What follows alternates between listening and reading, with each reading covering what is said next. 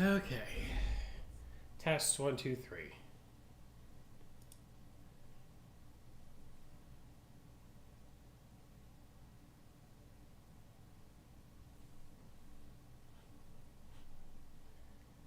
Hello everybody, we're going to get started here. Let me click on the other camera feed. There we go. Hello there. Let's see, what is today? This is Tuesday. Happy Tuesday, everybody. Hi, Karen. Oh, I know, Karen. It's so hot everywhere. Stay cool, stay safe. So what I'm going to do today, everybody, this is episode 4 of our Kaffe layer cake endless bobbin quilt top. I am sewing on my Euphoria cover stitch machine from the Baby Lock Serger family, and I'm using a 2-thread chain stitch, which actually looks like a straight stitch on a sewing machine. So you'll see the machine right here in just a moment. Hi, Coralie. Happy Tuesday to you too. Oh, thank you. Hi, Allison. So what I've got done, I've got all of my blocks pieced and they've all been pressed. Here's my stack of 81 blocks. So I'm going to set them together 9 wide, 9 long. And then I'll be putting a border on, I'll be doing the borders on them on the next episode. So this is a scrappy look. So my only rule on setting these fabrics together, no 2 fabrics alike can touch each other. That's my only rule. I'm going to swap to my other camera so there's a wider angle shot here. There we go. So I have these 2 set out. So when sewing those halves together, there is the center, the last seam, the center seam. How we're going to lay these out, I'm going to do my first one with that center seam vertical. Then the next block, here is the center seam right here, it will go horizontal, for instance, like so. And they'll alternate back and forth. So the next block that would go here would be in this orientation. For instance, just pull the one off the top, center seam, and it's going to go horizontal, like so. Okay? Yes, Miss Beth, I did get my camera work. My cameras are all working. I'm so happy. It has been a crazy nightmare. Oh, hi, Diana. Welcome. Oh, I miss Colorado. I used to live there in Denver. And then before we moved to Denver, we had an alpaca ranch just north of Wellington, Colorado. I miss my Colorado. Okay, so here's what we're going to be doing today. We're going to get all of these blocks, this stack of 81 blocks set together. That is my goal for this episode. I am alone in the studio today, so if I have a customer come in, I might have to take a break. I'll just put up an intermission screen if that happens. But we're going to get started, so I'm going to keep those separated. And what I decided to do, how I'm going to do this, I'm actually going to do this. I'm going to set 4 blocks together into units all the way through. For instance, when I'm going to put 4 small blocks and create larger blocks out of them. I don't know really how to say that other than what I just said. But as you can see, vertical, horizontal, and let me see here. There we go. And then this one would go, there's that center seam. That one has to turn. There we go. And then that would be vertical. There we go. So I'll take 4 small blocks, sew them together, 4 blocks to make 1 larger block unit. This is the way I'm going to do this, okay? Miss Beth, it took 2 layer cakes, and I had one square left over. Yes, Allison, alpaca fiber. Oh my gosh. I could talk for hours. We had 50 alpacas on a ranch there north of Wellington, and they were all just raised for fiber. We also had sheep and goats. But I will tell you, alpaca fiber is not only hypoallergenic, the fibers are hollow, so they have it dries very quickly, it sheds water, and it also gives anything you make out of it an insulative effect as well. So, I'm going to get started, and what I'm going to do, I'll just put these back in my master pile. I am going to take my time though and lay each block out as I go. So there's going to be my first one. Vertical seam, horizontal seam. Okay, that will go together right there like that. I have my machine set up with a 2-thread chain stitch. If you have a Triumph or any of the other 8-thread baby lock sergers, for instance, that machine can do the same thing. You could also use a 3-thread or 4-thread overlock stitch instead of the chain stitch to piece with if you choose to. Or if maybe you don't have a cover stitch machine and you want to do serger piecing. Yeah, I love to piece on my serger. You never have to wind a bobbin or change a bobbin or anything to piece an entire quilt top. So I'm going to get started. And I will be cutting my thread after each seam on this one. I'm not going to do the chain piecing. Get my foot control in the right place.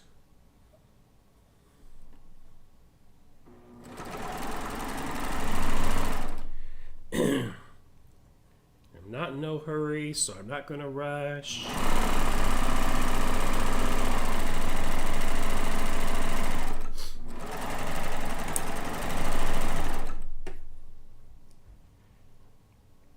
So after the last episode, and as I was pressing, the blocks really the seams really press out nice and flat. Look at that, nice and flat. Love that. Oh, hi, Chanel. So there's 2. I'm going to sew the other half of the bigger block together next. Let's see here.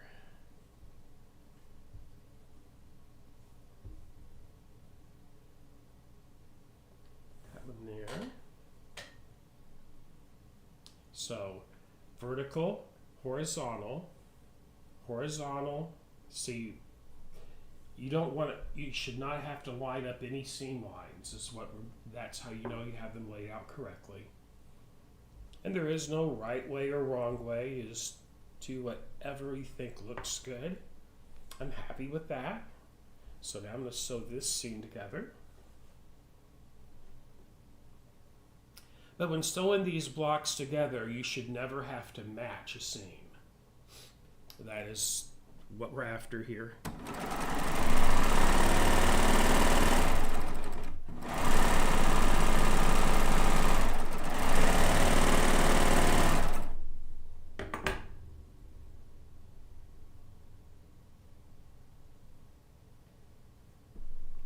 Then after and I won't do any more pressing now since I'm just setting blocks together until the whole quilt top has been pieced.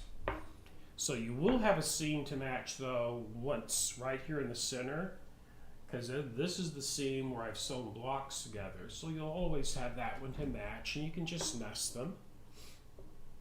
Okay, I'll go there, right here.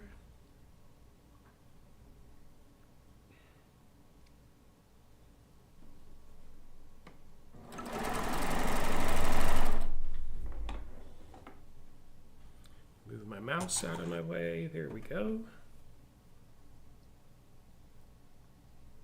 If you wanted to, you could take time and pin them. But the thing is, you get really accurate seams. And what I mean by accurate, they're consistent. And in quilting, the more consistent the size of your seams are, the easier everything else fits together.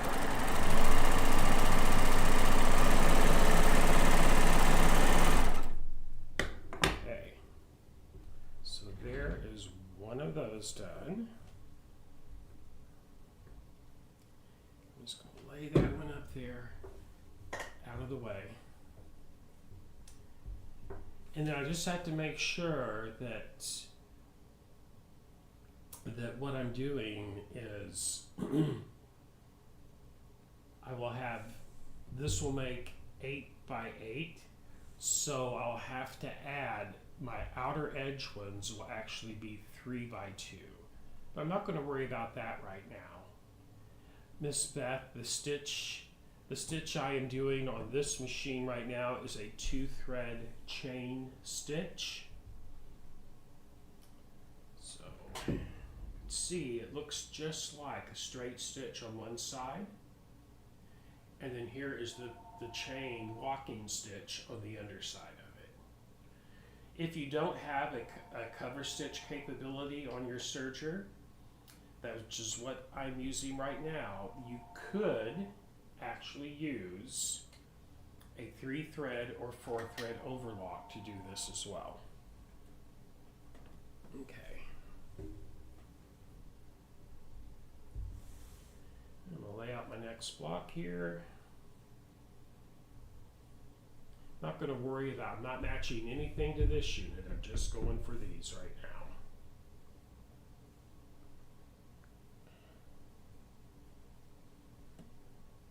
And I just don't want to repeat the same fabrics inside of the new units that I am making. So all I'm concerned about, set these up here.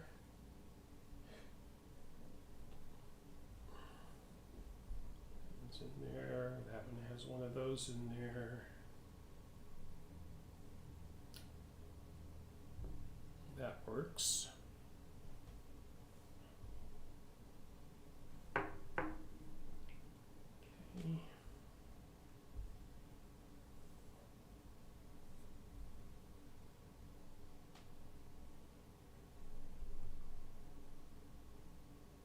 like how that looks. So here's my next one.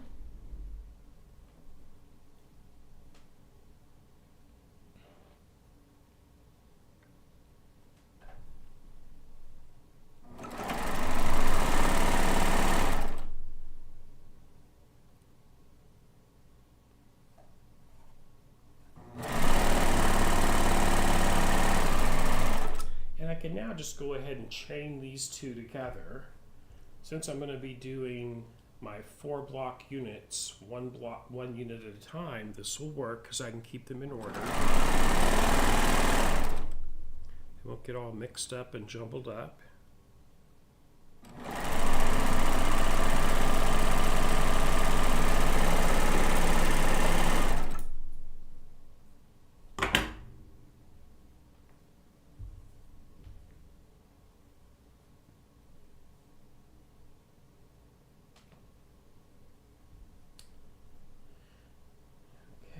There.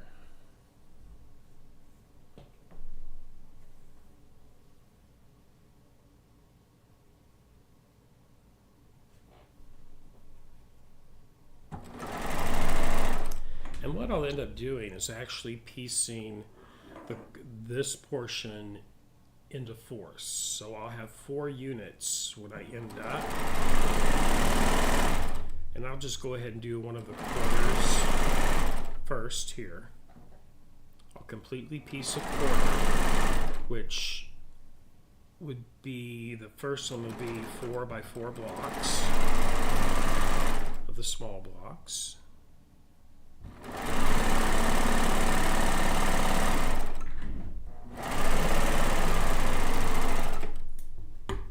Which would be 4 of these units would make a 4th of the quilt piece, a 4th of the quilt top.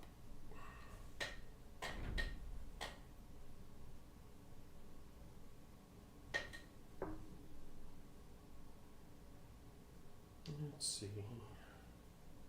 Go down a little bit. It's got a like fabric to it.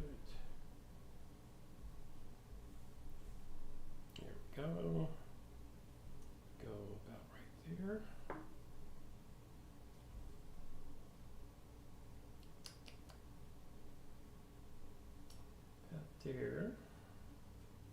And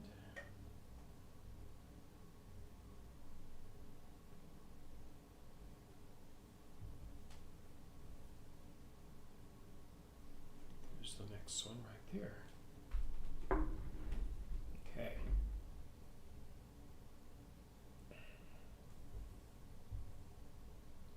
Be like that. Here's where you can be a little creative and just get them together. I mean, literally, you can adjust these as you go because there's no right or wrong way. Just whatever is pleasing to your eye is the way it should be done.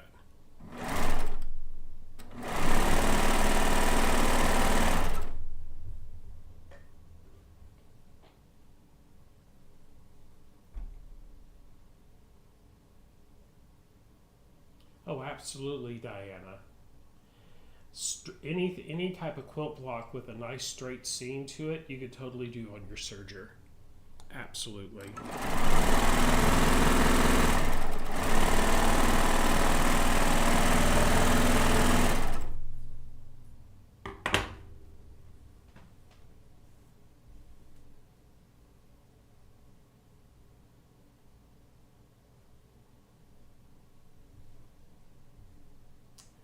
So do I want it like that, or maybe flip it?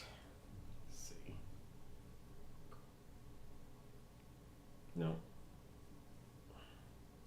It'd have to go there, or it could go like this.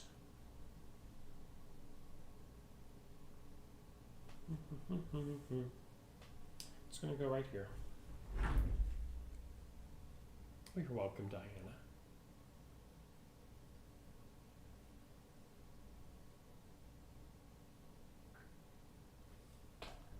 Well, thank you, Allison.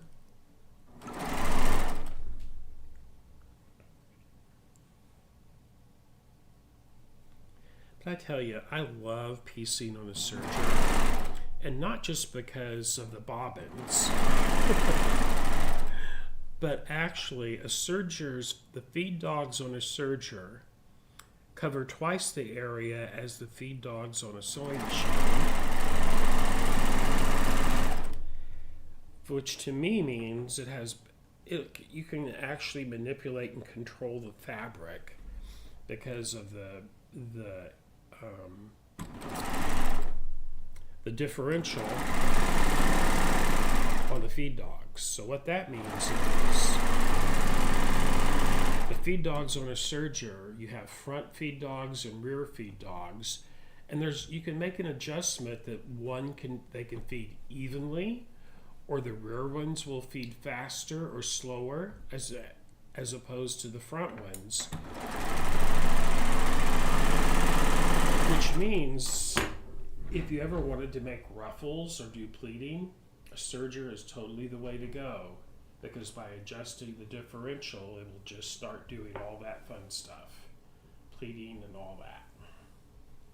Okay, so there's that one. Let me use that. That's 3. Let's do another one.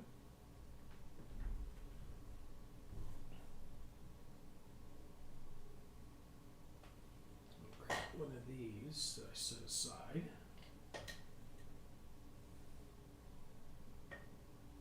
Let's see here.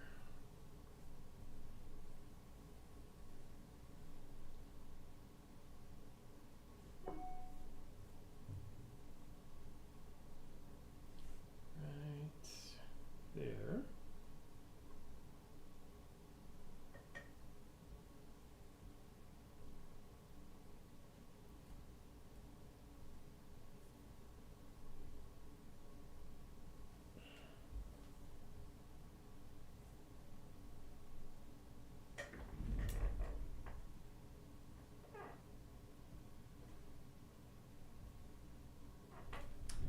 I think that'll be the next one right there. I like that. I like that one. Oh, wonderful, Vanessa.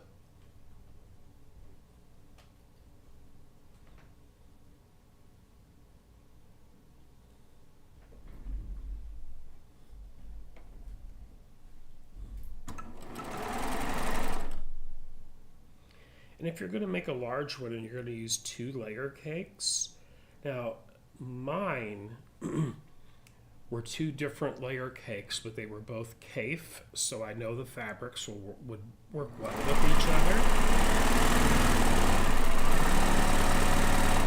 That being said, what I have here is leftover 10-inch squares from a large project I made for a customer. And these were squares that I did not use for her quilt, so I'm using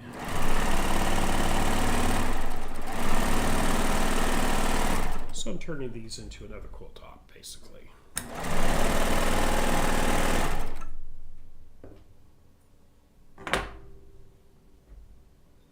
You know, if you have a 4-thread serger at home, I would highly recommend the Euphoria. This is cover stitch only. Simply because it's just like the Triumph, it has the large 5-inch throat space, which is really good. So I can stick my arm all the way through there. Okay? This is a feature I just can't hardly do without anymore. Love that. No, Bubby, that was just me. Puppy. I tapped on the serger and I thought someone knocked. Come here, Bobo. It's okay. Come here. Come here, Bubby. It's okay. Go back to your bed. You were sleeping. I'm sorry. I know. But I'm not sure what I was saying now. But anyway, oh, yes. And these are a great price, everybody. Oh my gosh. I mean, those of you, if you know anything about sergers, you know what a Triumph costs. But I can tell you, I can only talk MSRP because everybody knows that pricing. The MSRP on this machine is $24.99. But I can tell you, if you go to a local baby lock retailer, you can probably get a much better price than that. If you like to make garments, cover stitch, if you like to make, especially with knit like t-shirts and stuff like that, oh my gosh, cover stitch. You really need a cover stitch machine.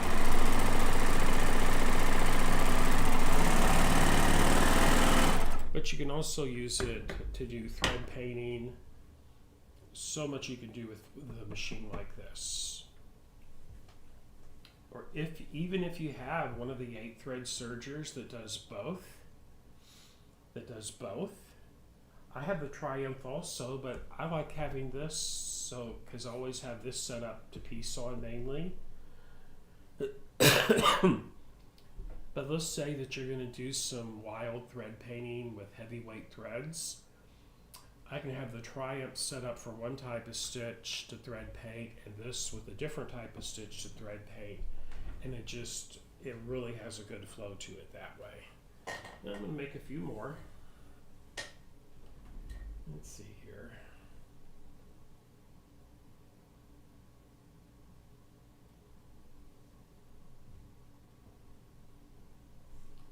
I'm going to get a couple more done here with some posted side for right now.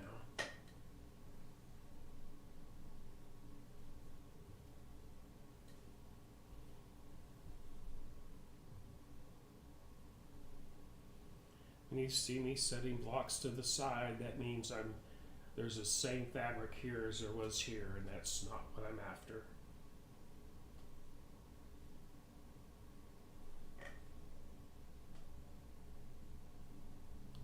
Let's see.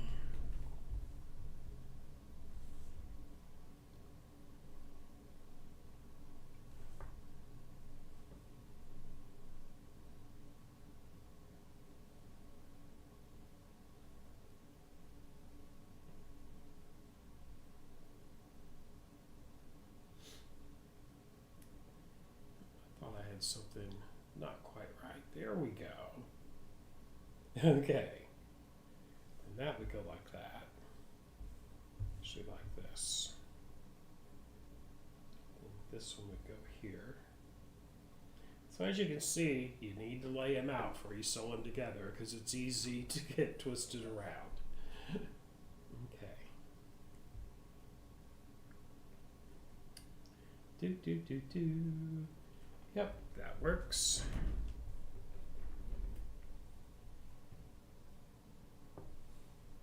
Oh, I do too, Allison. I love me some good knit fabric. And I really like the 4-way stretch stuff. Oh my gosh. Lovey-doved of that.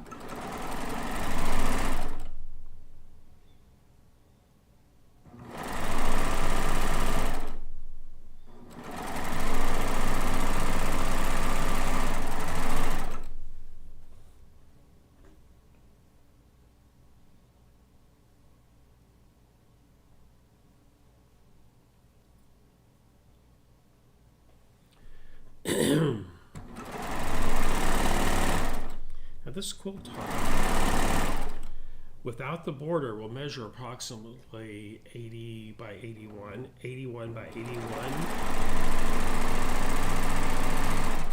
or thereabouts. After I get my borders on, it'll measure 96 by 96.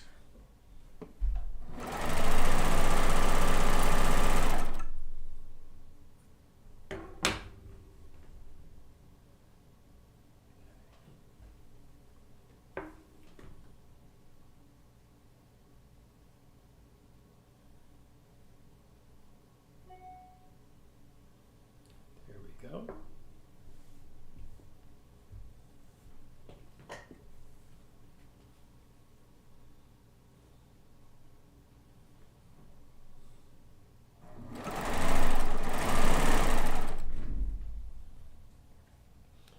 And if you're wanting a super scrappy look, I'd recommend 2 jelly rolls that are not identical, simply because that way you get a bunch of different fabrics in your top to play with. For instance,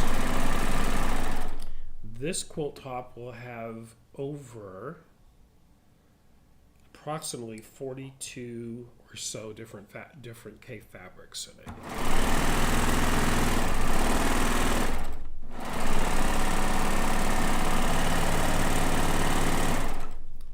The next one of these I make similar.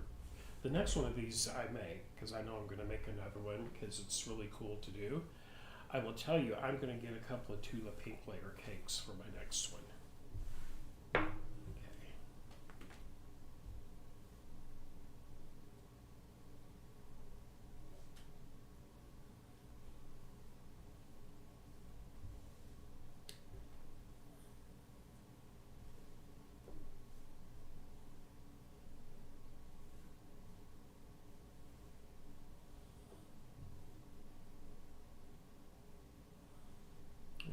There.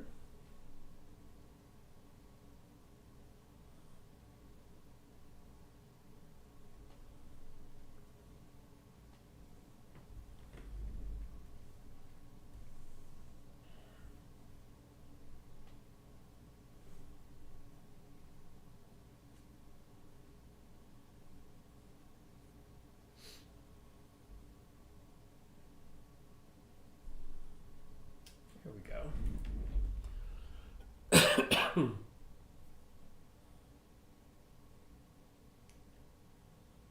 Wonderful, Janelle. I love piecing with that 2-thread chain stitch. It is my favorite way to piece. The only exception to that, I will use a 4-thread overlock if I'm going to piece something that I'm going to use without quilting. They make wonderful table coverings, like a tablecloth. And it doesn't even have to be quilted or anything, but by using the 4-thread overlock for the piecing and to go around the edges, it's not going to unravel or fray. And then if you decide to quilt it later, you still can. It's all good. But I know that this will be a quilt. The one I'm making right now, this will actually be something that is quilted.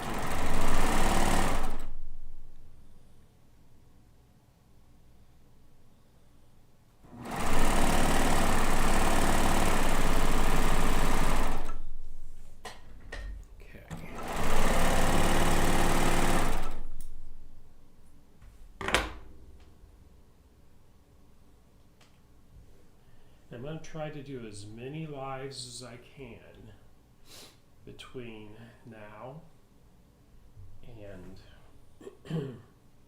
next Wednesday. Yeah, Wednesday. Because I will be going to Baby Lock Tech for about 6 days. So this Friday, there will be a feature Friday. The following Friday, I will be in St. Louis at Baby Lock for Baby Lock's Tech. It's where the once a year convention that all the retailers come to and all that fun stuff. And all the educators are going to be there. This will be the first time since COVID and that all of us will be there. So I'm really looking forward to getting to actually see everyone. And we all chat online and stuff, but for a big in-person event,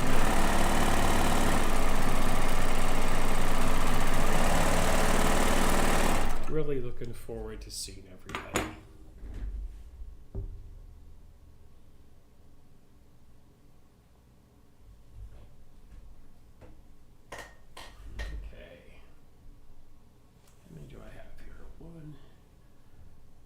Two, 3, 4, 5, 6. I'm going to do two more units like that.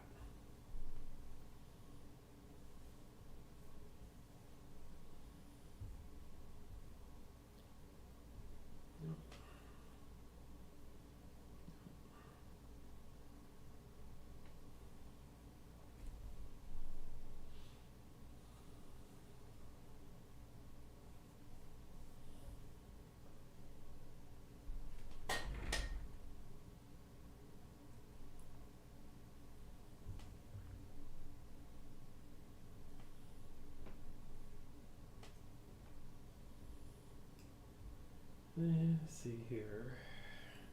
There we go.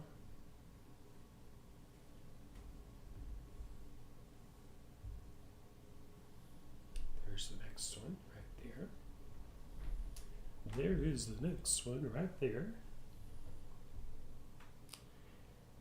Then I don't know if I'll have it in time for Friday's feature Friday or not, but I do have a new machine that's being shipped to me from Baby Lock. I'll be doing a bunch of videos on that once it's here and everything.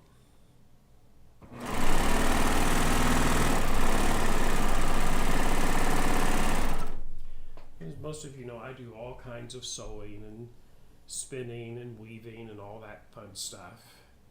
But if you had to categorize me into one genre of sewing, which I really don't like to do, but if you had to, I'm a quilter. I'm a 4th generation quilt maker.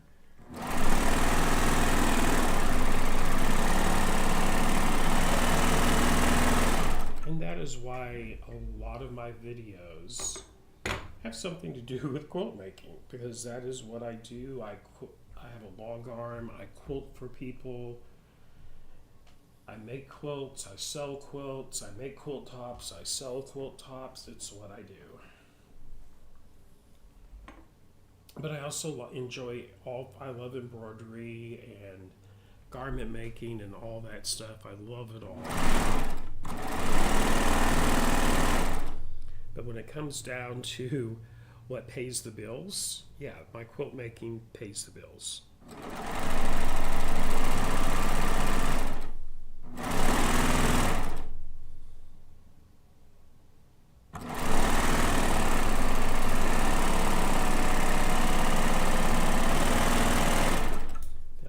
Designing a quilt, a competition quilt to enter in. It's been quite a few years since I've entered one of my quilts into competition, but it's about time I miss doing that too.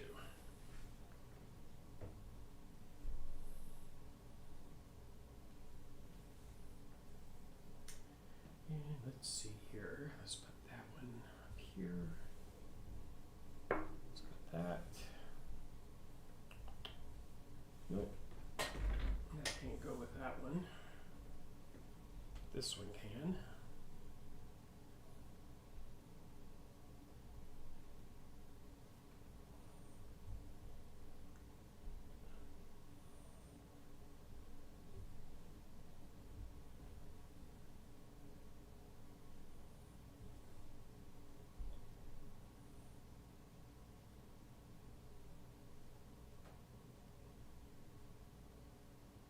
There we go. Yeah, it's got one too. Wait. I may have to start over on this one. Let's see here. Right here. There we go. No, there's two right there.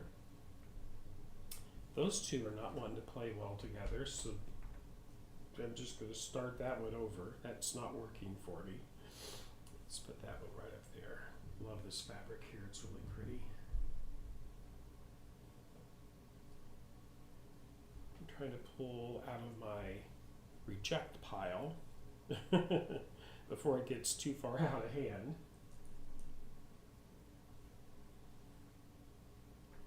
Let's see. That one will.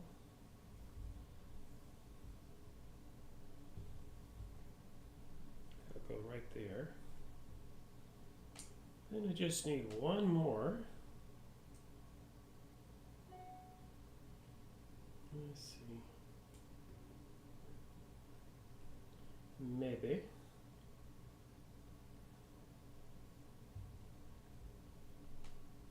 Those are the same.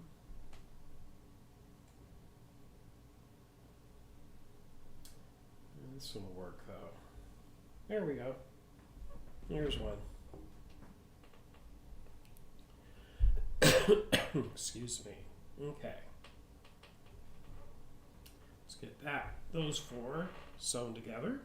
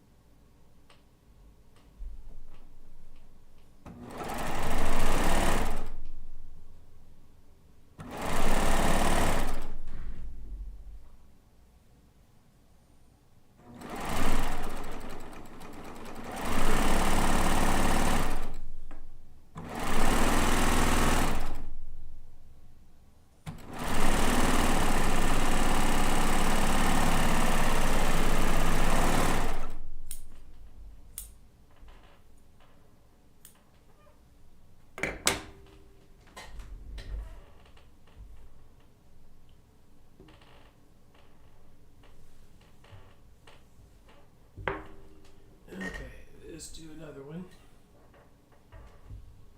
There.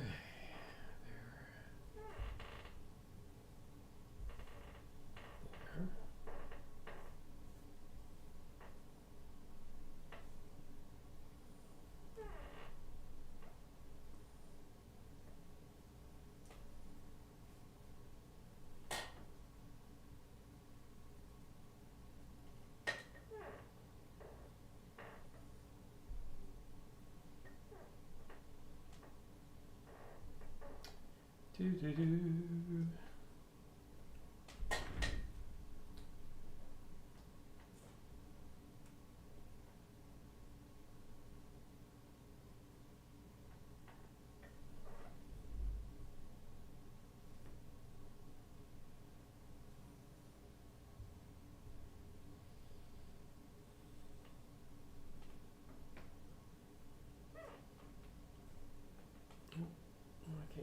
looky there.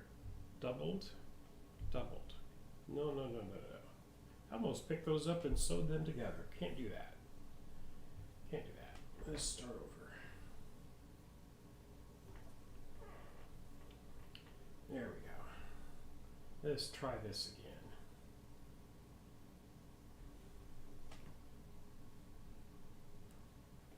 There's a good candidate.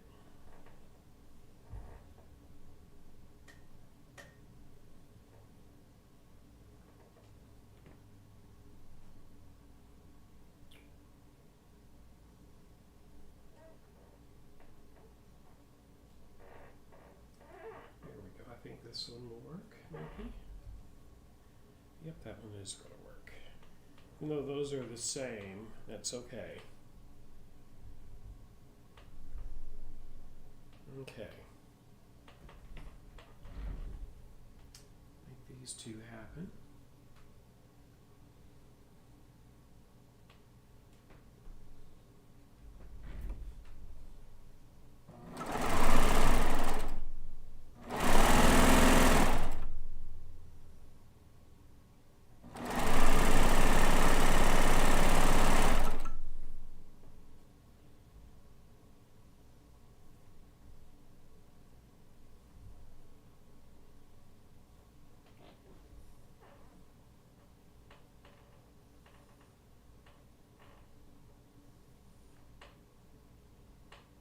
Wonderful, Karen. How correct, Donna. This is the fun part, isn't it? It's all fun. And one of the great things about it, from the very beginning,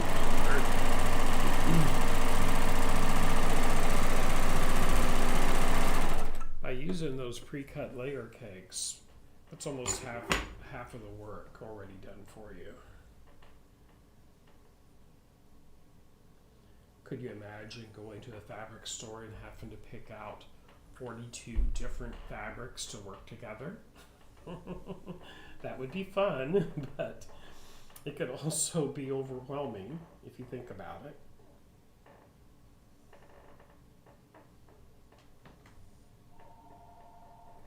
Let's see, that's going to go like that. Yes.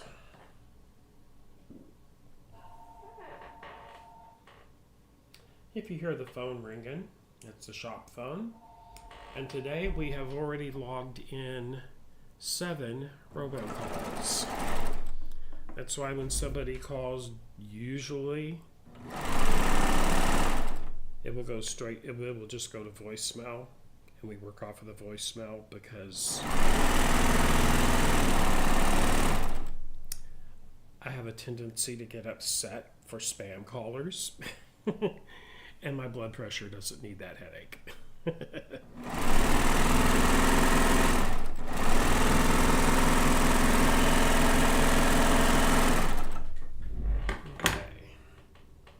See how that one turned out. Okay.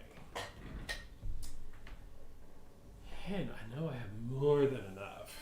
Well, exactly enough. So, what I'm going to do next, I'm going to sew 4 of these together to make my next size unit. So I'm going to lay this out over here. I'm going to loosely lay these out. Once again, now I'm not going to be concerned if there's the same fabric in this unit as in this unit. I just don't want them super close together now. Okay?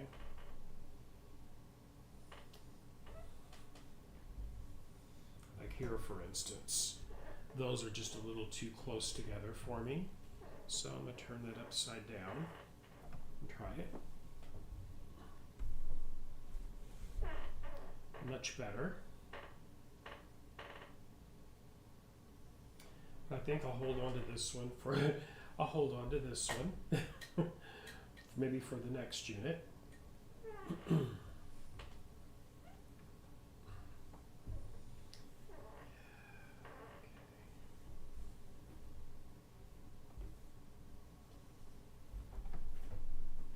that's better. Those are far enough apart that it won't be horrid.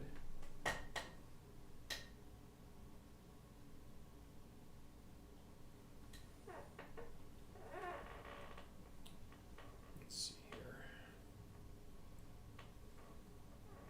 That cannot go there. And that can't go there.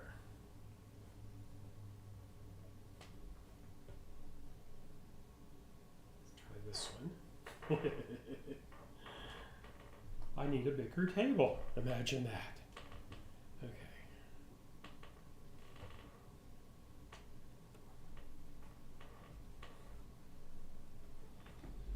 It's looking good. That one will go there. That works. Okay.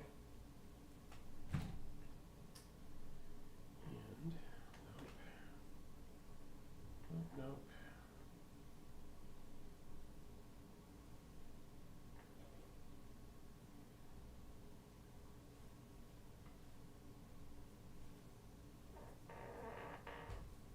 Possibly.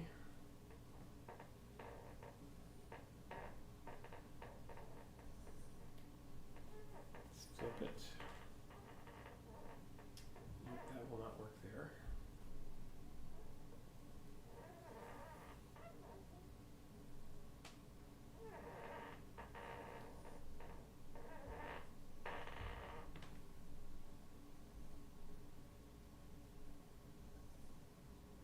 I think we have a winner. Yay, there's my first 4 block by 4 block unit right there. Okay.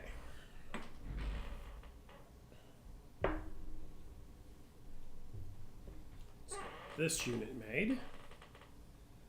This is basically kind of sort of 1/4 of the top. What I'm making right now.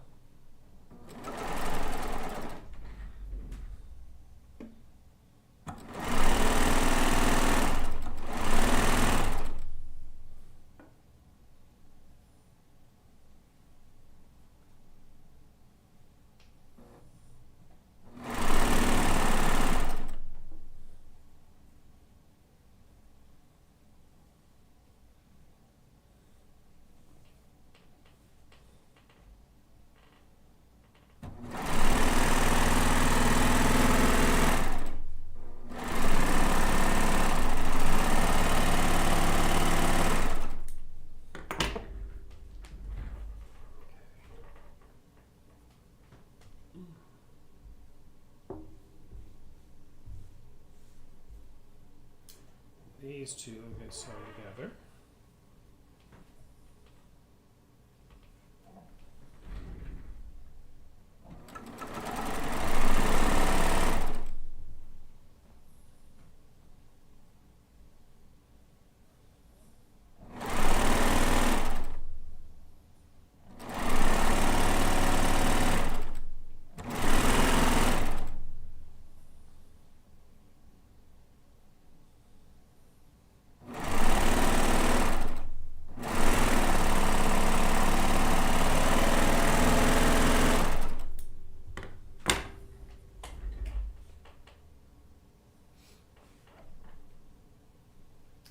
I think this is where I had it.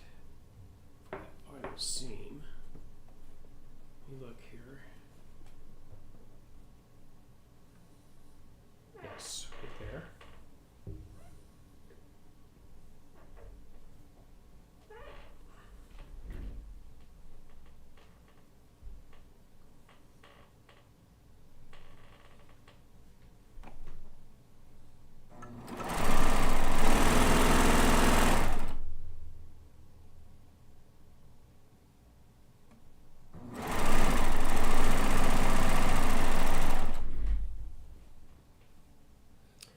Seam I'm matching, if you see what I'm doing, see where I'm fiddling with it, I'm nesting that seam. That's where the blocks actually join.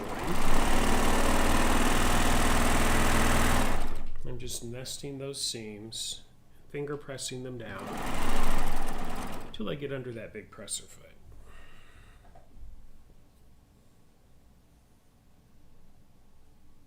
Those are the only seams you have to line up and match for this quilt.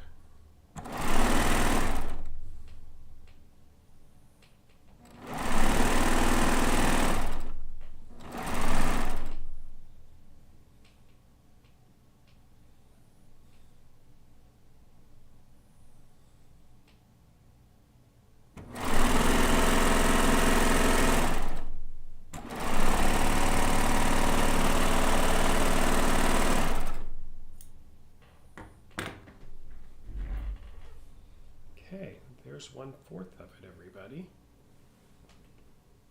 Lay this out. Gives a little better look as to a view as to what that finished product will look like. But there's, look at all that beautiful piecing. Isn't that pretty? I just love this. I'm gonna make so many of these, it's not even funny. Because I also think I have a lot of clothing, shirts, that are 100% cotton stored in totes. I may cut up some old clothing to make some of these too. This would be a great way to use that up as well. Okay, so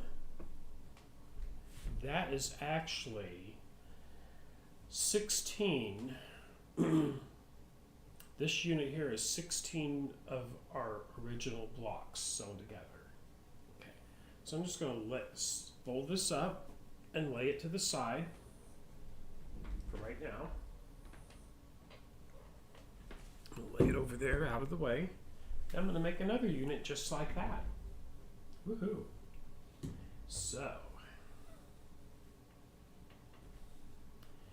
you see, I do have 4 more of these big. Let me see if I can make the 4 I've already got done work together. I may have to do something else. We'll see. If I can't happily get these 4 to work, we'll see.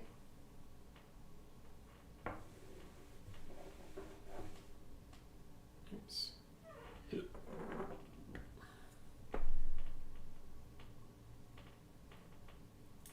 we go. Would look good there.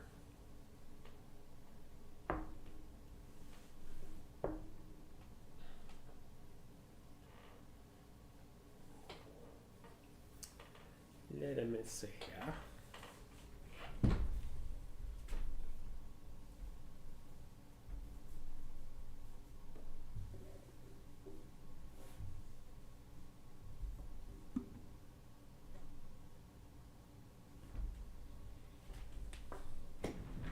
So far, I dig that.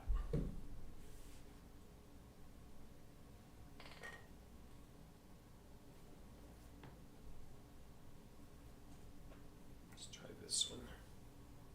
Let's try this little jewel right here. Well, there's 2 close ones there, though. Dadgummit. Let's see here. I might let that go. I tend to know.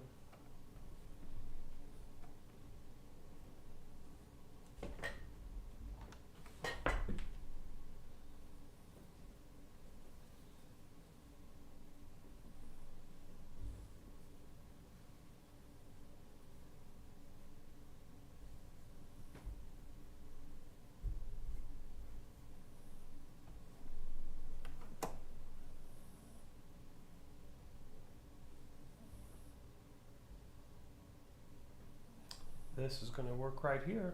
This will be our second quarter unit. Quarter of the quilt top unit. Okay. I am happy with that. So we'll get this one pieced next.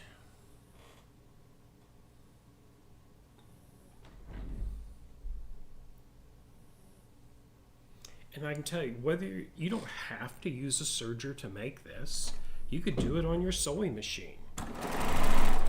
All it is basically a straight, I mean, honestly, it's just a straight stitch. The important thing is to have a consistent size seam. That makes everything fit together.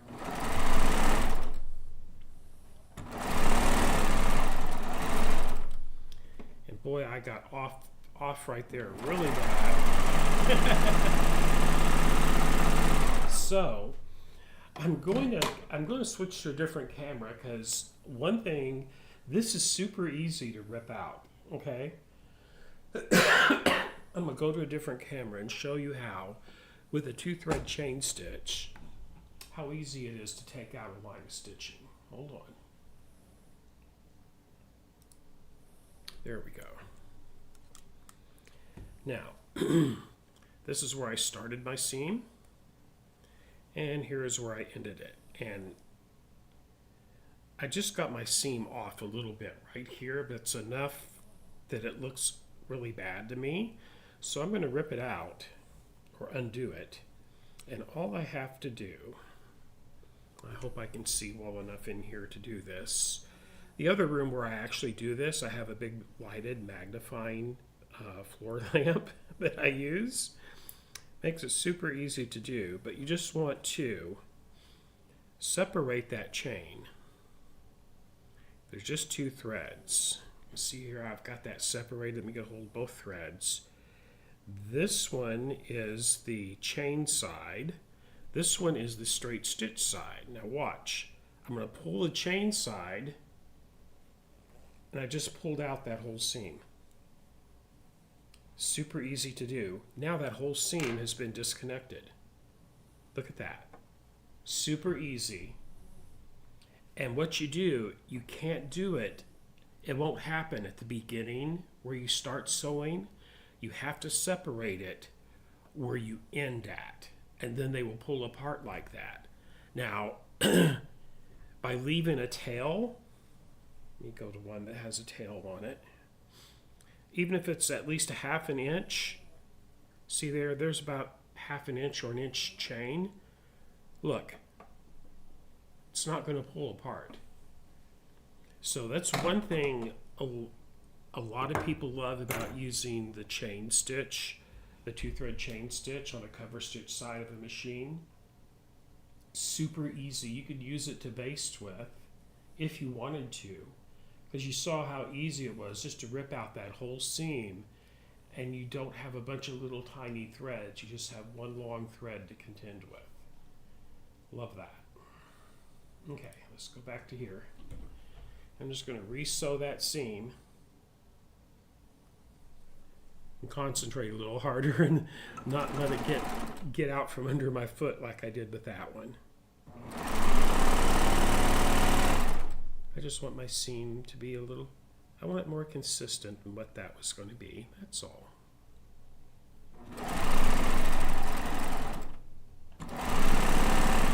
There we go.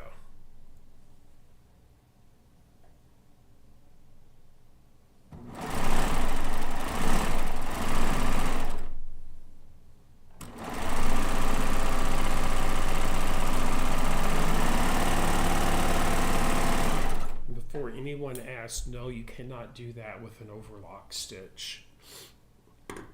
With an overlock stitch, you just got to start pulling it apart and snipping threads. But when you use that chain cover stitch, boy howdy, if you have to take out a seam line, super fast and super easy to do.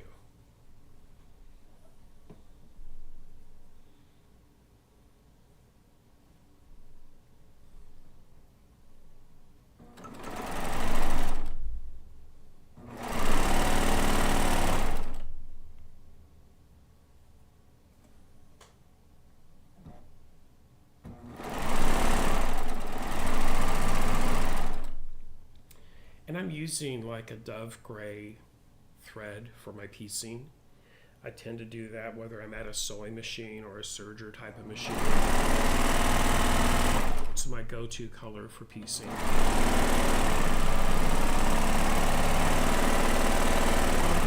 Simply because gray blends in. It'll blend in with almost any fabric. Okay. Now, there's our next seam right there. You make sure. Oop, now I can't sew that together. There's 2 of the same fabrics right here. That won't work. Maybe I need to flip it. Let's flip it this way. See what happens. Good, good, good. There we go. That'll work. doesn't want the same two fabrics kissing each other, because that's not a good kiss, so to speak. Okay.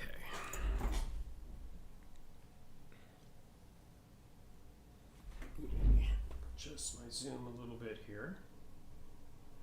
There we go. There we go. Okay.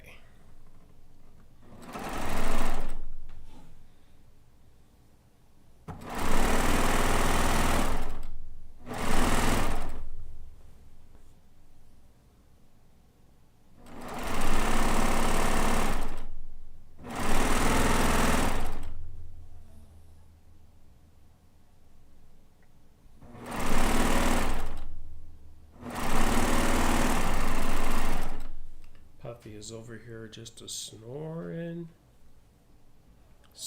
away.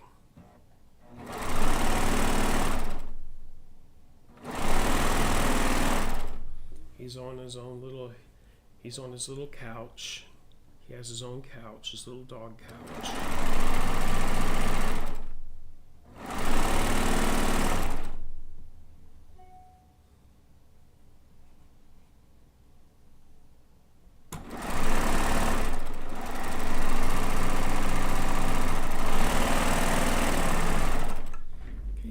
Another 1/4 inch section, a fourth of the quilt tops block set together.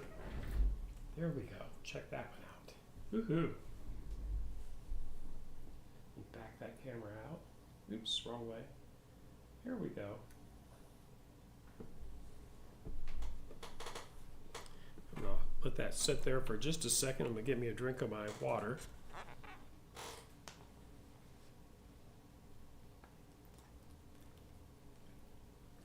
Miss Beth, the size of this quilt, just the piecing, 81 by 81 inches.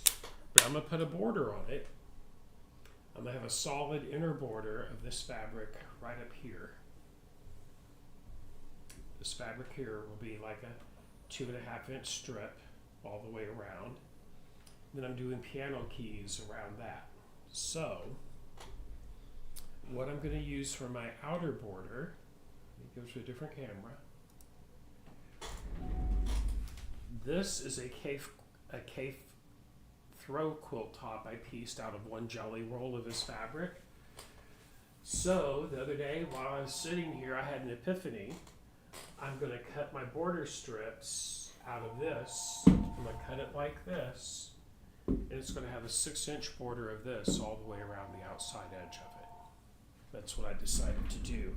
And that'll make my quilt approximately, let's see, 2, 6, 8, 16, 96 by 96, maybe just a little bit bigger than that. Between 96 and 98 square. That is my plan. All right, so I got 2 of those sections done. I'm going to fold this one up and set it back on top of the other one for later.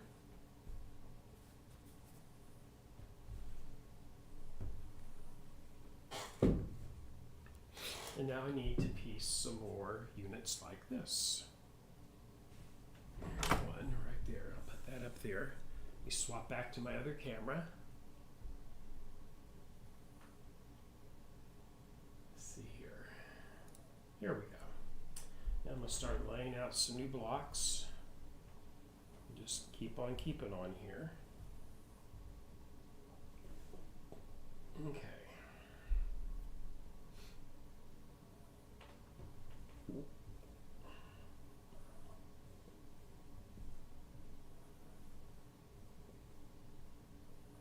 Here's one.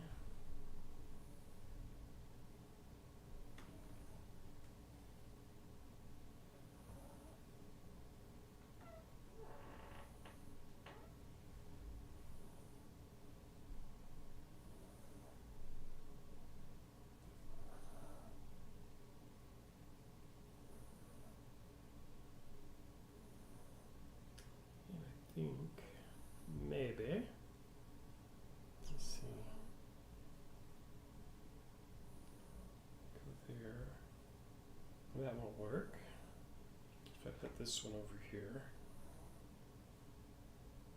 that won't work there.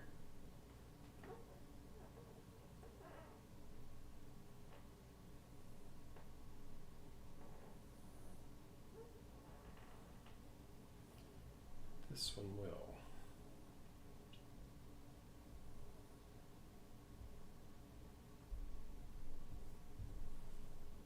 It's going to go right there.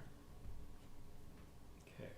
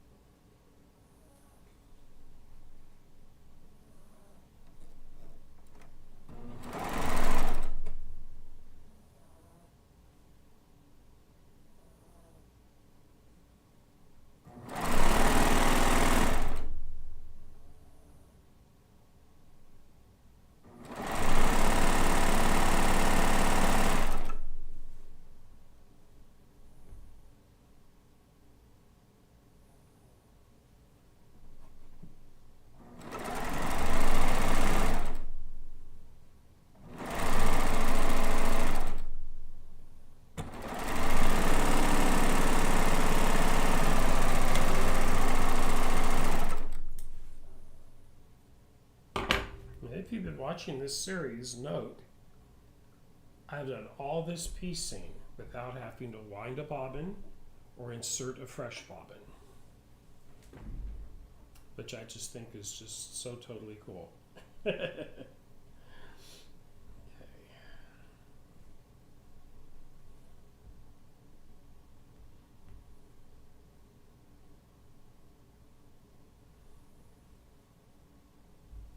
That works. That will work.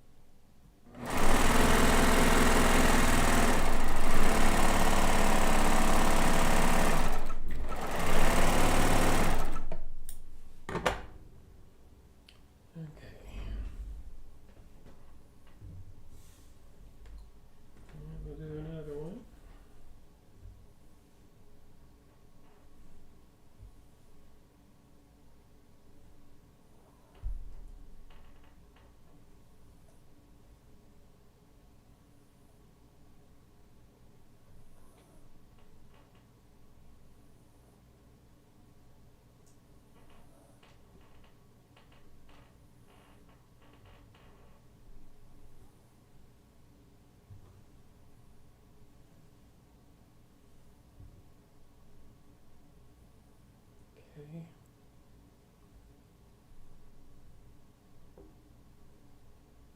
That works for me.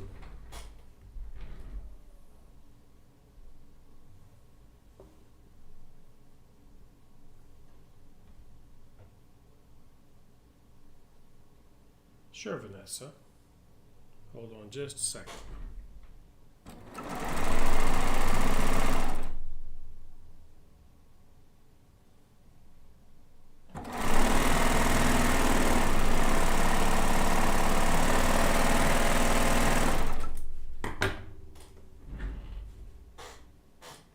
So here is my top stitch. It looks like a regular straight stitch, and down on the bottom side is the chain stitch. Kind of looks like a crochet chain almost. But that's what that 2-thread chain stitch should look like. Upper thread, needle thread is this side that I'm showing, and this is the looper. The chain looper is what creates that.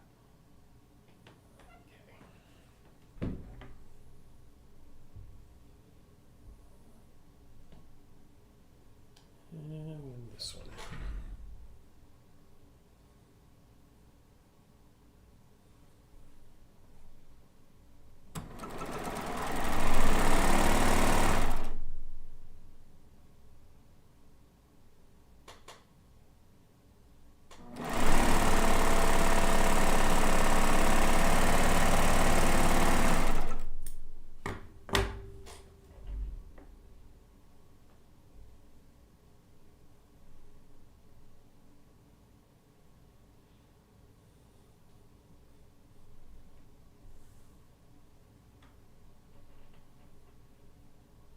think I kind of like it like that better because I have a lot of red in the center.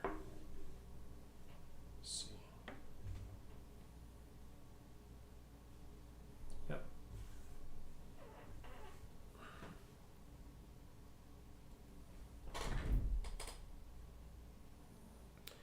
And then as I have my stitch length set to between 2.5 to 3. 3 is a good number.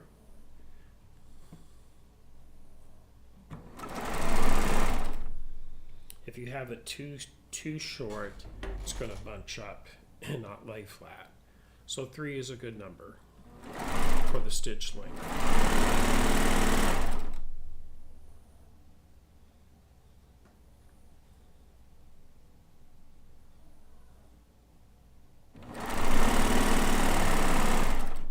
And I'm just using regular, I'm using Madeira. Uh-oh, that's off. Okay, I gotta come off here.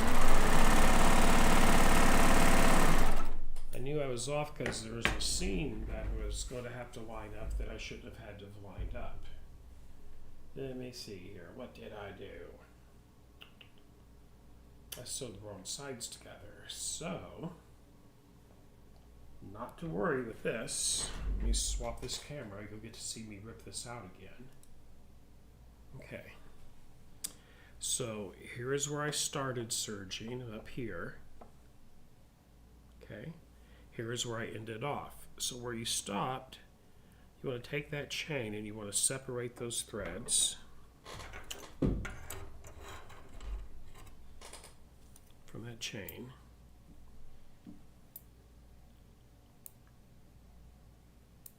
Because you've just got 2 threads. This is where I chained off. Now then,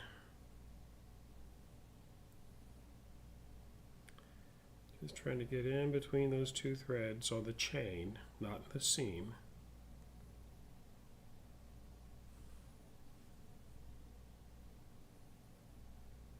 Come on, you.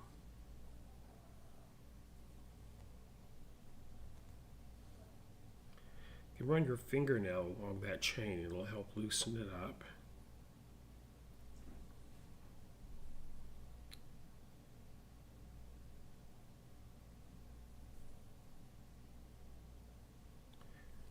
I'm going to cut that up to it down to about 1 inch. Give it another go. There we go.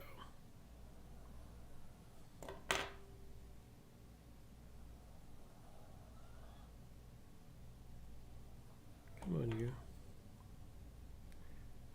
It'd be easier if I was in the other room where I have my stronger lamp. My eyesight is not the best anymore.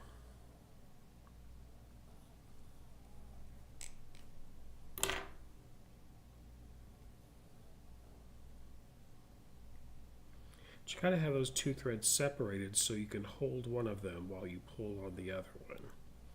You want to hold the needle thread while you pull on the chain thread, and that whole seam will just come right out. And that's the wrong one. No wonder it wouldn't do it. Duh. Okay. I thought, what the heck? Here we go. This will work now.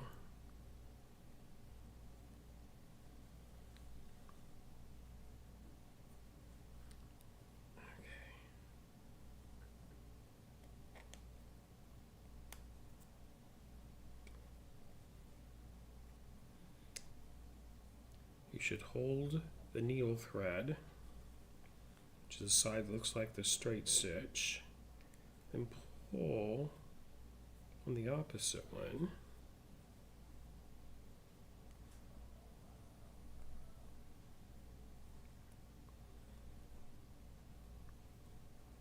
Come on now. Play nice here.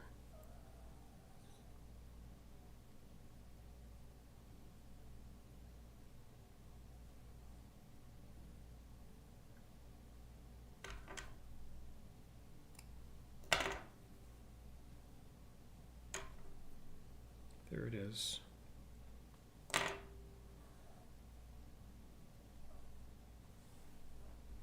maybe not.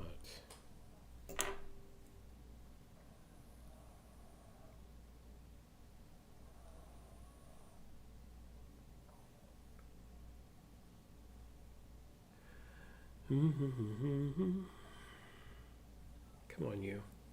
I'm all right thumbs today, seems like.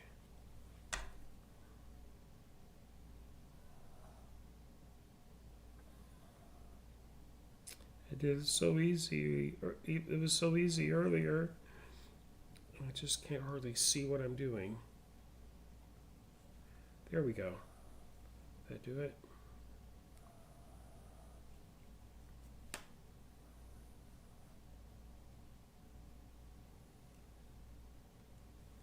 Gave me some slack.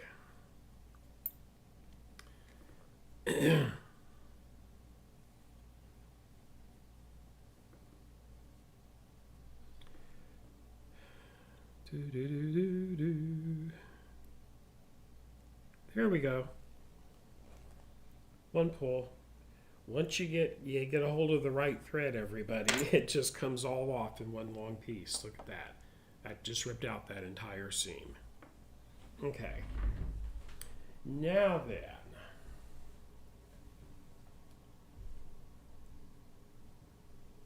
I think I sewed one of these.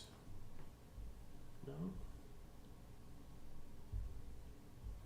Don't want it there. Let me swap my camera back over.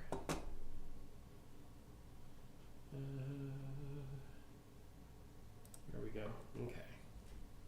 I'd flipped one of these, and so I started sewing the wrong sides together because I was trying to sew it like this, and right here, how I knew it, there was my seam I had to match right here, right there, but then I was going to have to match up this seam right here too, and it should never be that way. Okay. The only seam when you're setting these together you have to line up is the actual where the blocks join. If you have to line up one of these seams, it's not set right. It's been twisted, you've rotated it or something, throw it off. So if I just move this way, there's my only seam.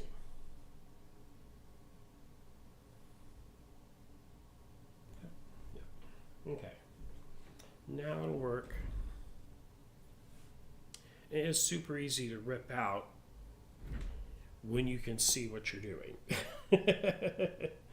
So lighted magnifying lamp by your machine is a very important thing, in my humble opinion, to have in your sewing area. Especially when you're getting older like I am. And your vision is not what it used to be. I am not complaining. Those of you that follow me know I have had some vision issues over the last 12 months. I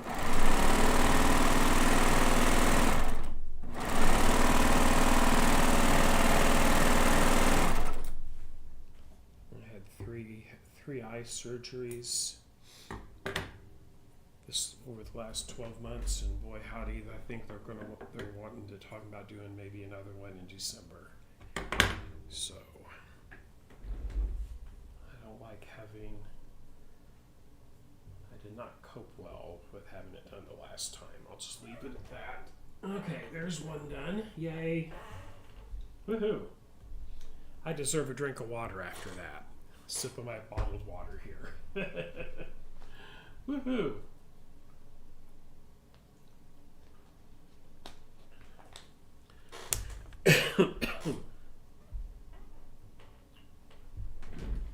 Alrighty.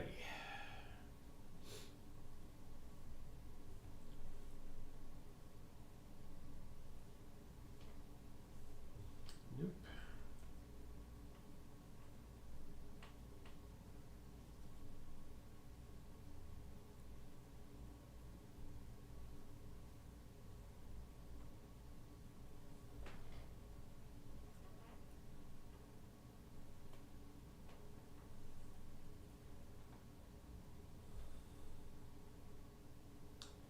Let's see. Yes.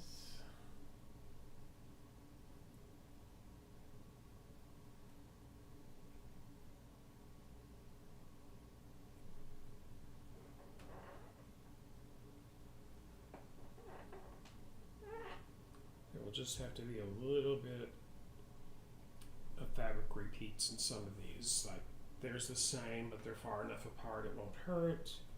Likewise here, here. It's all good. Okay.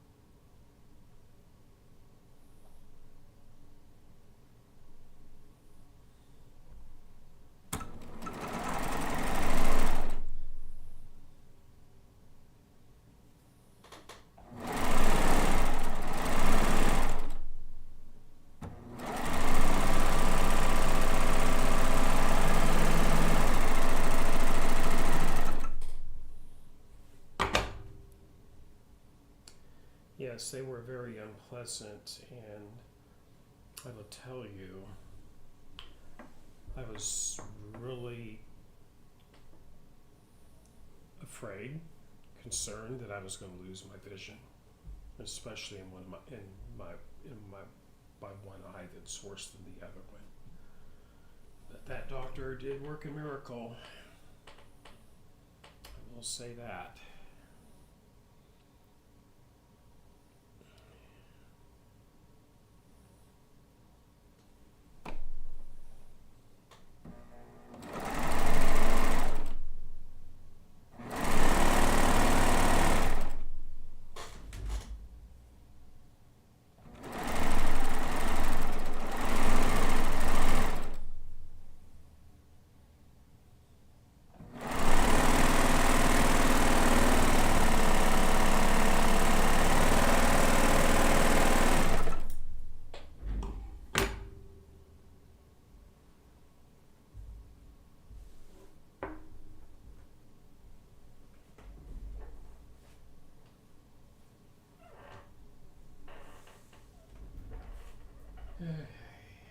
Moving right along.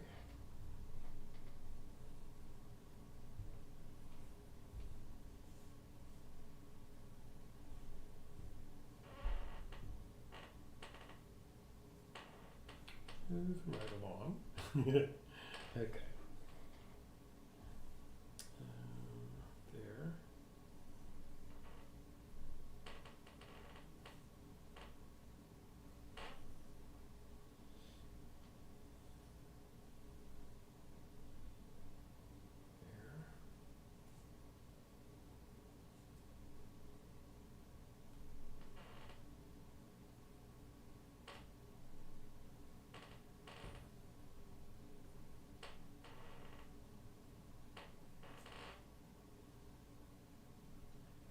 Wowzer. Okay. Maybe. Bingo. There we go.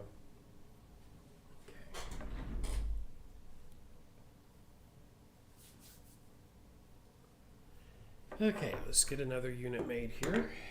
What have I got so far? 1, 2, 3, 4.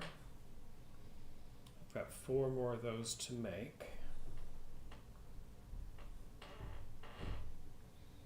4 more of these 4-block units to make.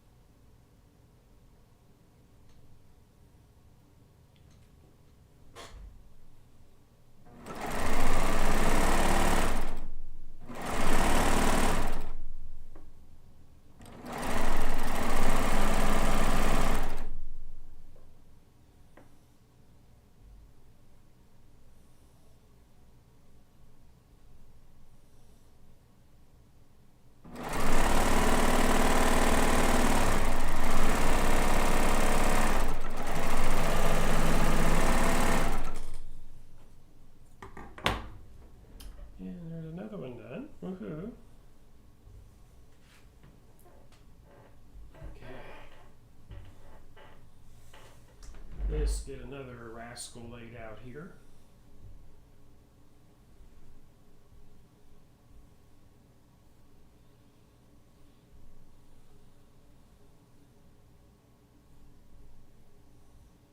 There we go.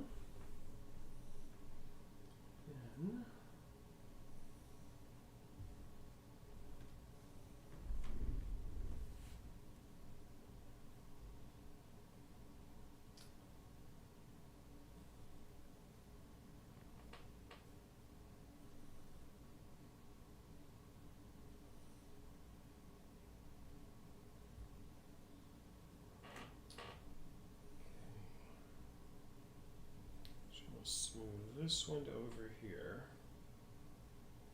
Put one of these in here. There we go.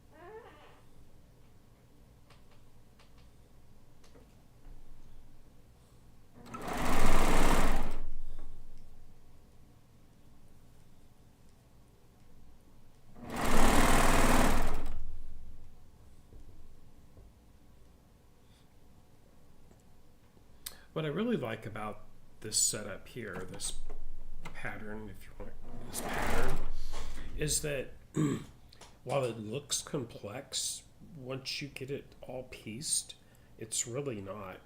I mean, it's super easy to piece, but it has that look of complexity to it. Now, if you wanted one with smaller pieces in it, believe it or not, you can. I started with 10-inch cut squares, but you could start with any size square that you wanted to.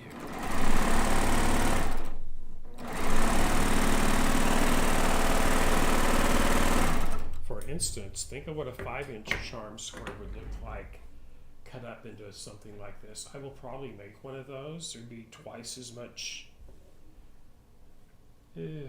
4 times as much piecing, I guess, but I think it'd really look pretty awesome. And I will probably do one of those. I will get some packs of charm squares together. It would take, to make one this size using charm pack squares, you would need 8 5-inch charm pack squares to make one of these with the much smaller pieces.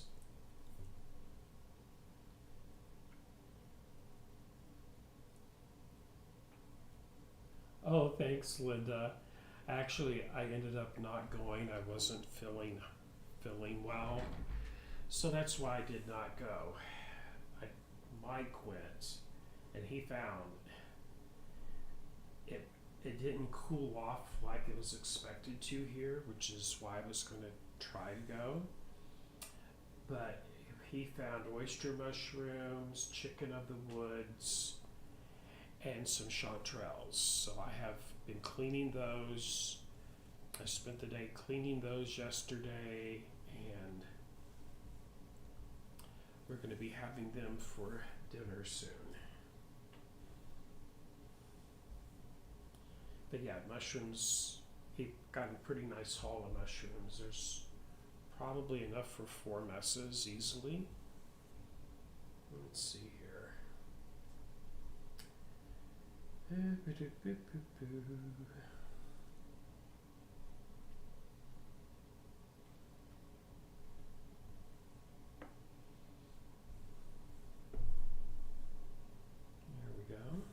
Looks good.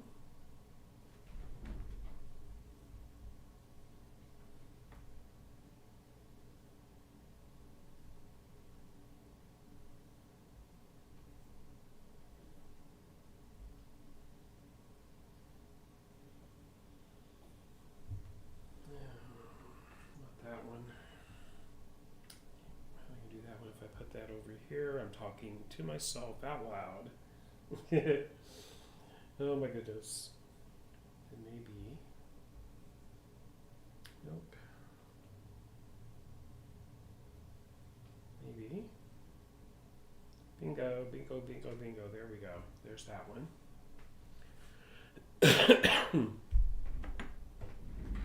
We'll have to do another count out of this. I don't want to do no more than 8 units like this. For this step.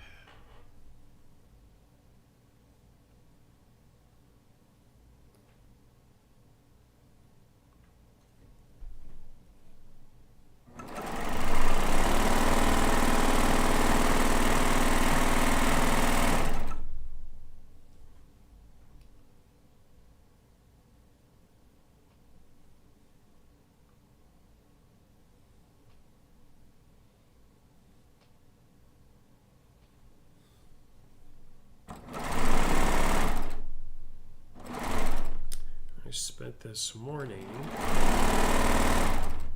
I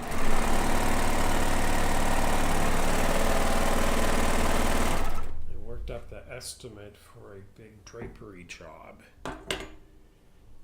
bidding on a drapery job for someone's home, all custom drapes, and ooh, that comes through. That's what I'll be doing the last half of September. I figure I can get them all done in 2 weeks and installed.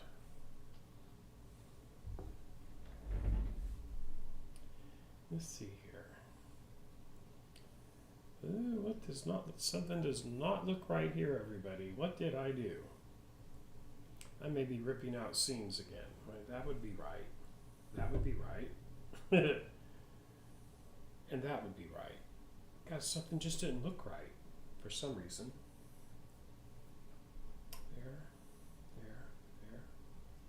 Okay. I thought I had messed up.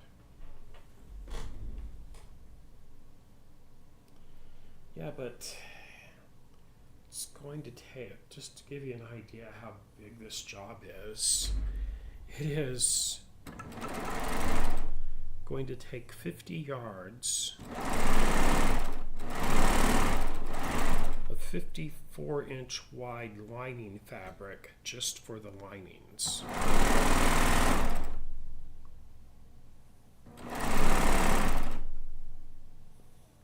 And these are formal pleated drapes.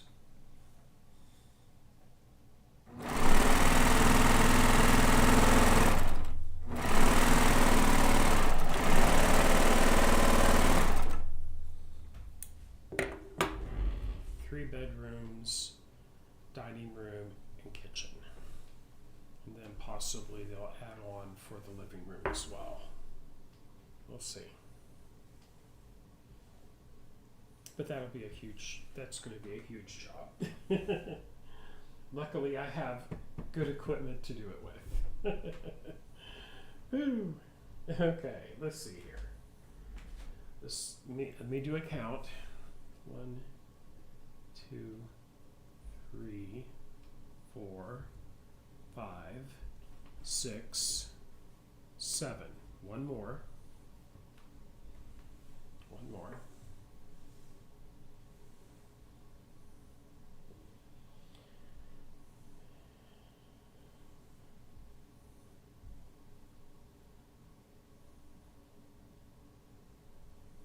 There we go. I'm not happy with that right there. Maybe down here.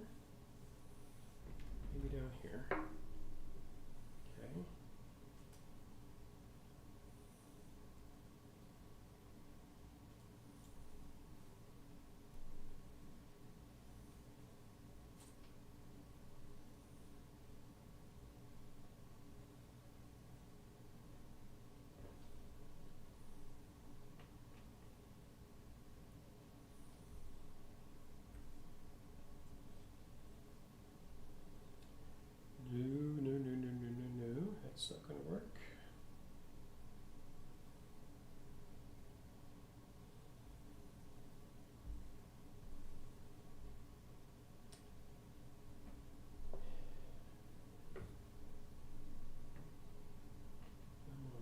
pieces.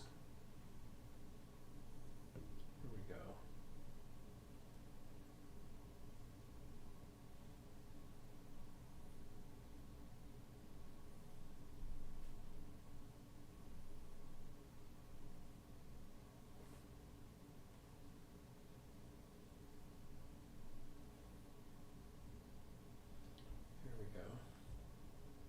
Okay, that's going to be the one. Go ahead there.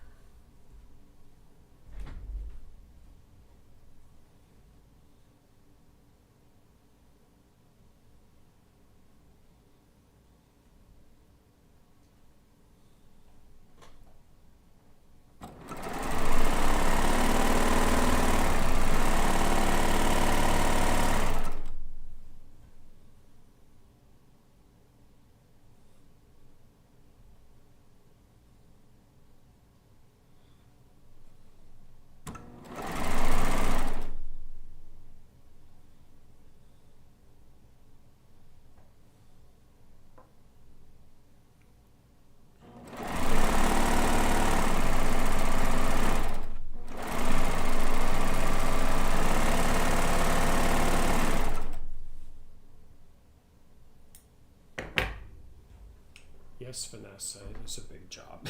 And I tried my best to convince them to do,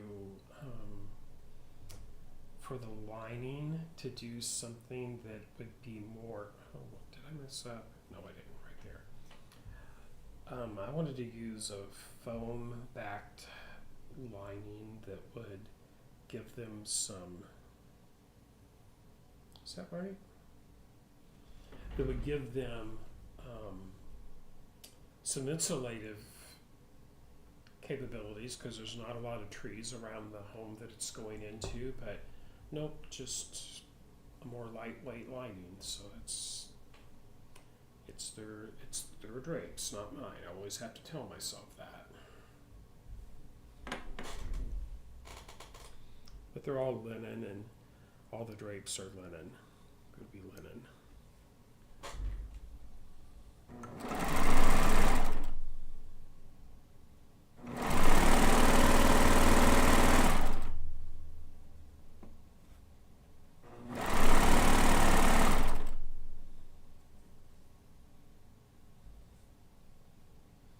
I'm just glad there was no upholstery that they wanted done.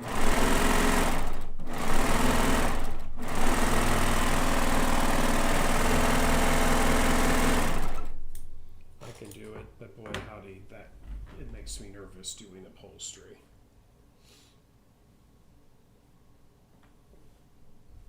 I'll making a complicated quilt any day of the week over doing an upholstery job.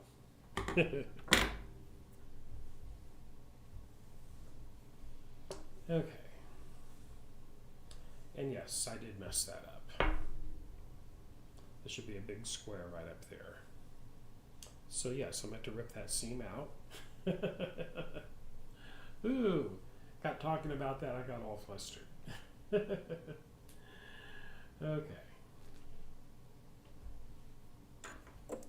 Let's see here.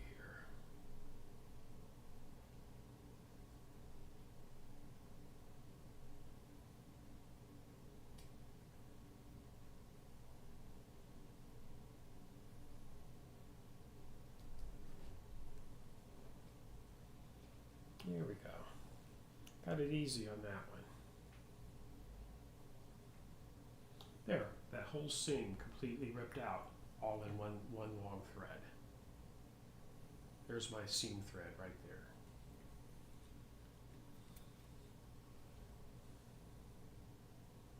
Don't mind ripping out stitches when it happens like that.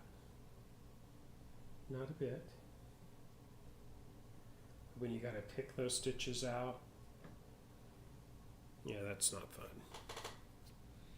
Oh, okay, let's go back to square one. Okay, that goes there. And that should go there. I'd flip them, that's what I've done. Right? So vertical, yep, there we go, right there. Right there. There's where we want it.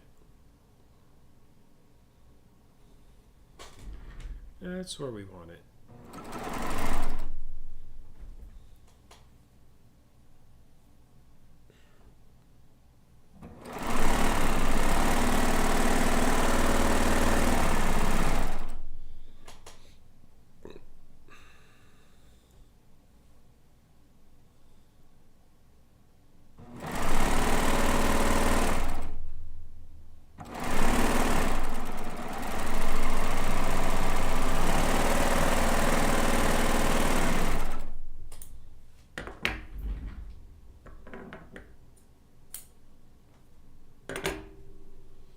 I always leave at least a 1-inch tail on these chains. Here we go. Alrighty. Now that should be 8. And the reason I'm stopping there, that'll make 2 more units, or another basically half. Then I have to add a row to the top and bottom. To the top, I have to add a horizontal row and a vertical row to get it to 9 by 9.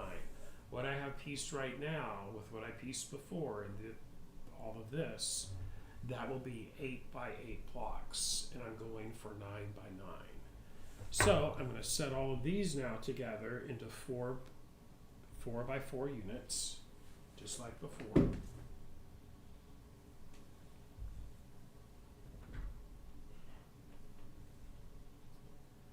We'll get them laid out here before we sew anything together.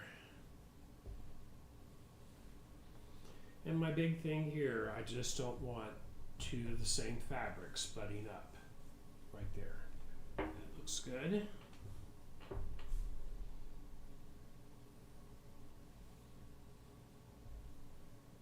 Nope. Let's see, not exactly the same, but it's the same print. Those are just two different shades, so don't want that there. That would work there.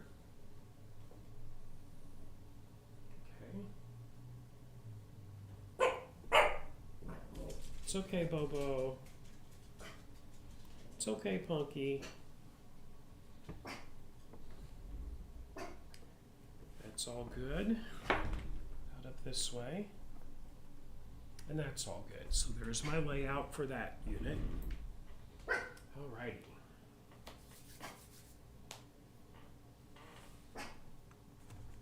Give me a sip of my water here.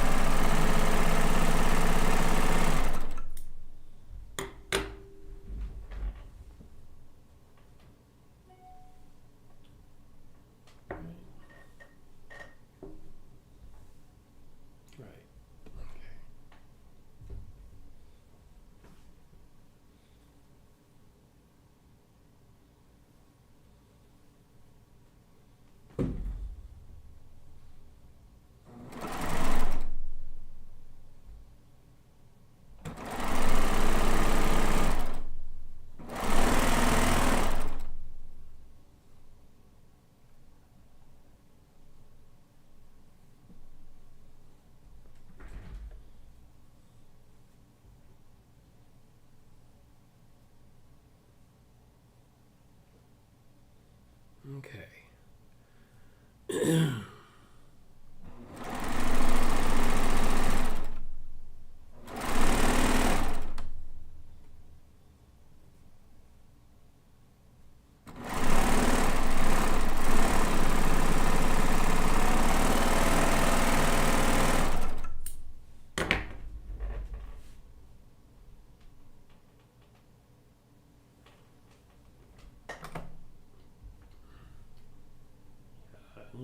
It's right there and right there. Okay.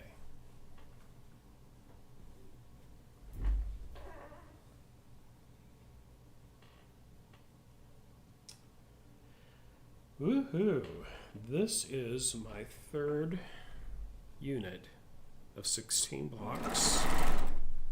So what I did, I'm taking the surface of the quilt block, the layout, and I'm doing a quarter section of the entire top at a time. Basically, is what I'm doing here. You don't have as many super long seams.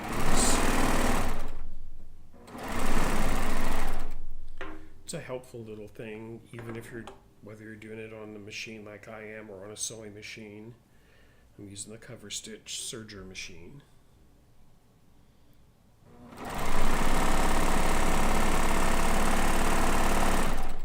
This is one of my favorite machines that I own.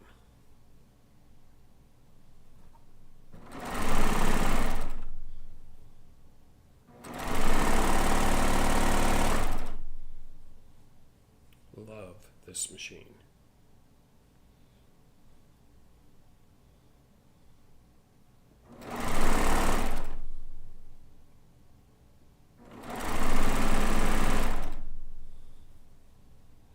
And this machine, I did not get this one from Baby Lock. I picked it up at Flash Sew and Vac in Naples, Florida.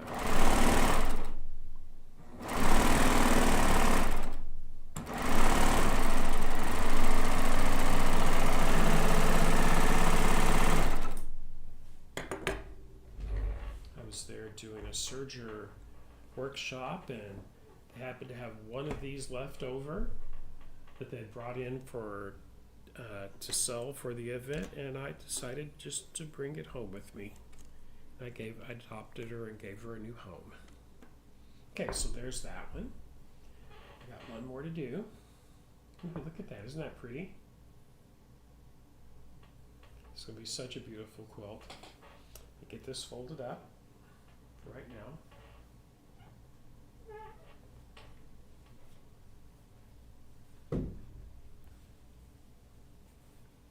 Okay, one more unit like that to make. Let's get that laid out.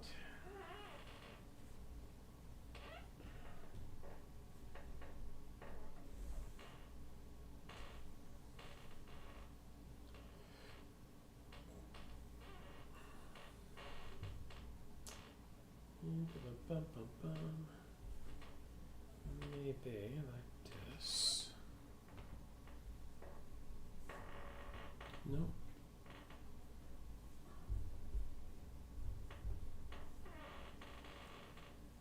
About this way.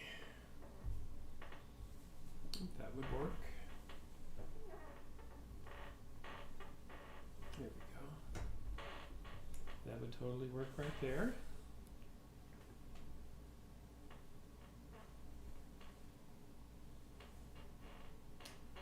Not work right there. Right here. That would work right there. Would work. That will work. I could place it right there. It sound like I was saying would work, for gosh sake. Nothing wrong with that. Nope, that will not be. No, that cannot happen. Oop, oop. Good, good, good, good. Good. There we go. There's that one. All right.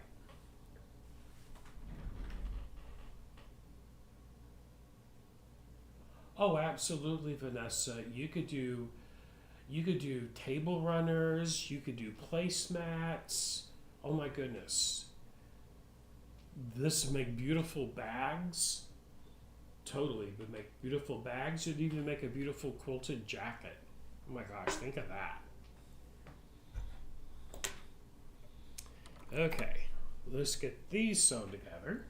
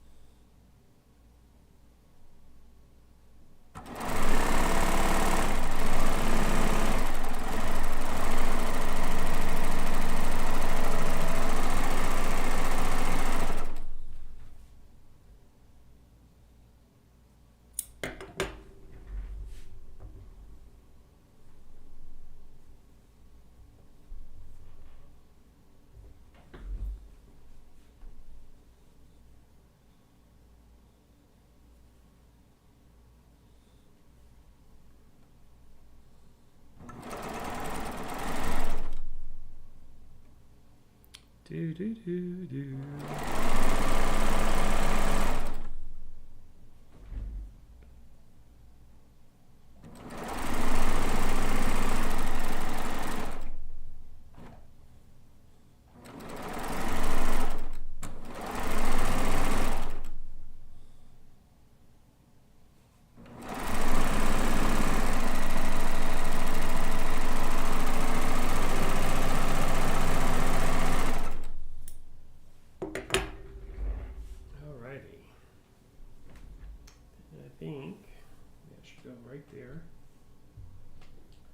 Another fabric check to make sure no two same fabrics are kissing. There we go. Perfect. Here and here.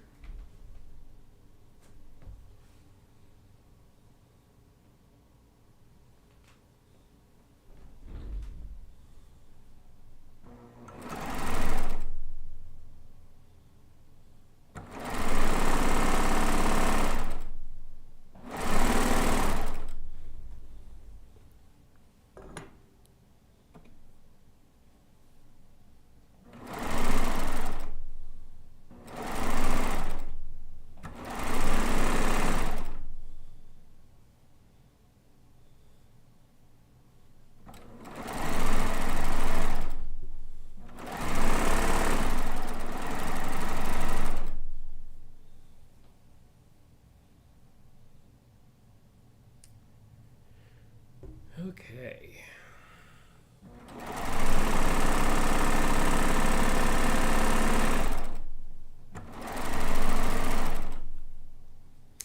And on this machine, the Euphoria, with the needle in the rightmost position or the C3 position, that 1/4 inch is pretty much landing right at the edge of this presser foot. This is the presser foot that came with the machine, the standard foot for the Euphoria.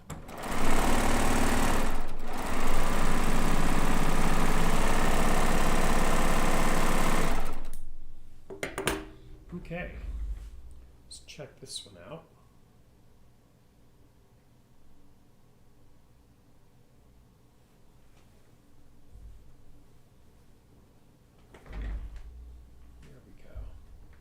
Lovely. Just lovely. Okay. Yes, this would make a beautiful tablecloth. It really would. My gosh, it also, believe it or not, I could totally see this making curtains out of them even. When they make a colorful curtain, do like just for a rod pocket type of rod. I wouldn't do pleated curtains out of it, but boy howdy, that would sure be pretty hanging on a window, and with the sun coming through, those colors would just pop like stained glass. Okay, give me a drink of my water here. Let's see, we're about 2 hours into it.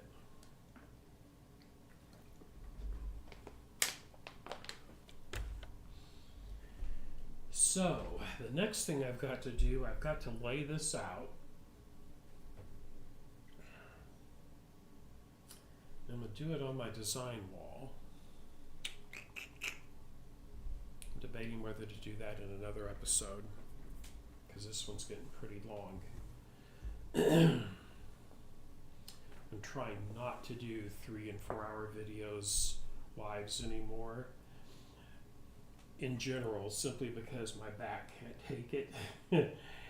And I am going to eventually edit all of these down into a smaller format and then re-release them.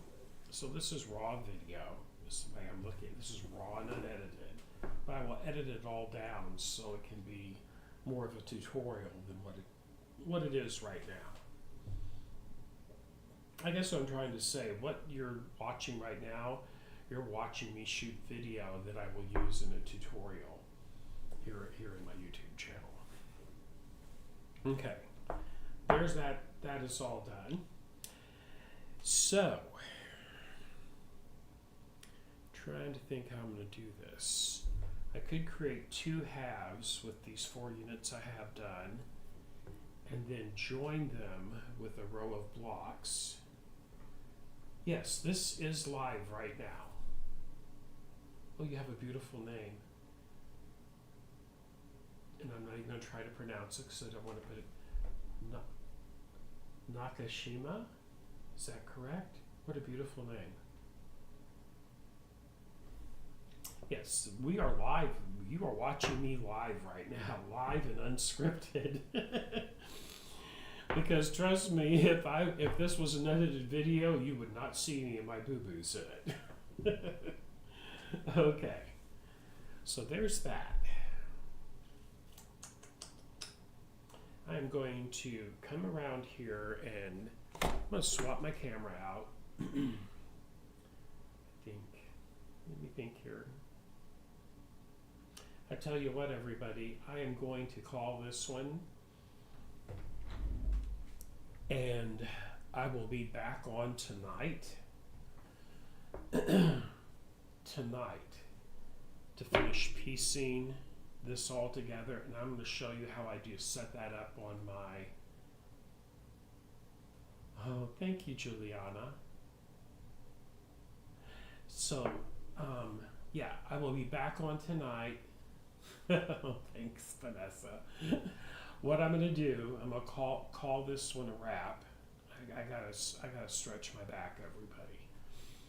But then I'm going to go ahead before I get up from here. I'm going to schedule one for 7 o'clock tonight, 7 o'clock Central Standard Time, where we'll finish the piecing.